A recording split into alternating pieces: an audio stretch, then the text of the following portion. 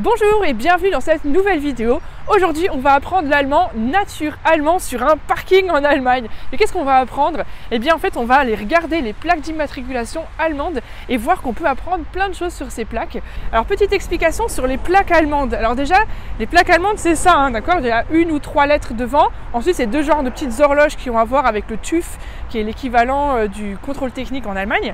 Et alors attention à ne pas confondre avec les plaques hollandaises qui sont jaunes et où il y a deux lettres ou deux chiffres par groupe de 3.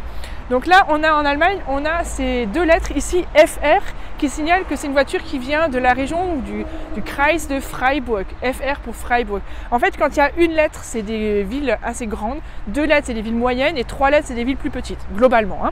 Donc là FR c'est Fribourg. On a effectivement les deux premières lettres, mais ce n'est pas toujours le cas parce qu'on a ici cette voiture ici avec OG et qui vient de Offenburg. Donc là, OG, c'est la première et la dernière lettre, qui est aussi une ville de taille moyenne, Offenburg.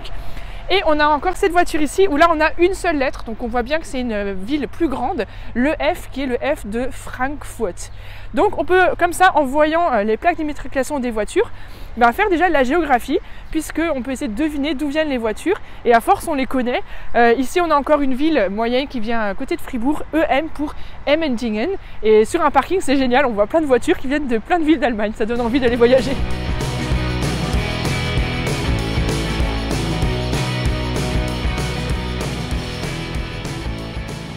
Alors, quelle est cette ville allemande? D'où vient cette voiture? L-E, attention, hein, c'est pas la lettre E, mais c'est un O umlaut avec des trémas qui se prononcent E en allemand, d'accord? Donc L-E, en français on dirait L-O umlaut, d'accord? O tréma, bon bref, t'as compris?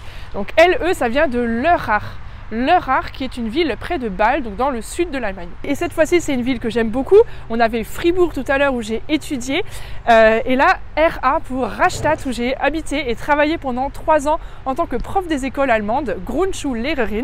Donc Rastatt, ça je connais tout de suite. Alors ce qui est très drôle avec les plaques en Allemagne, c'est qu'en fait les gens peuvent s'amuser parfois à faire en fait des jeux de mots, puisqu'en fait les deux premières lettres ou entre une et trois lettres définissent la ville comme on l'a vu, et ensuite on a généralement voilà, une ou deux lettres et puis jusqu'à 4 chiffres qu'on peut en fait avoir de manière aléatoire ou qu'on peut choisir. On peut demander à avoir telle lettre, tel chiffre, et donc parfois les gens, par exemple ça se peut, je ne sais pas parce que je ne connais pas le propriétaire de cette voiture, mais ça se peut que cette personne s'appelle Léon Thielberg, je ne sais pas, hein, donc ses initiales LT, et qu'il soit né le 14 novembre.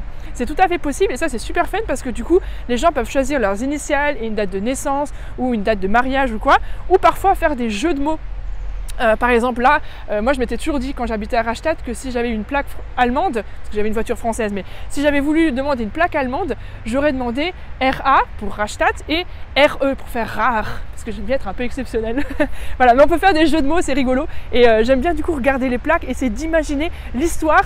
Alors des fois c'est totalement aléatoire, mais des fois les gens ont vraiment demandé à avoir tel nom, telle lettre et tel chiffre, et du coup c'est rigolo de chercher l'histoire qu'il pourrait y avoir là derrière.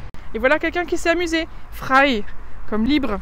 Alors BG, qu'est-ce que c'est comme plaque BG? Ah bah non, c'est une plaque française, pardon.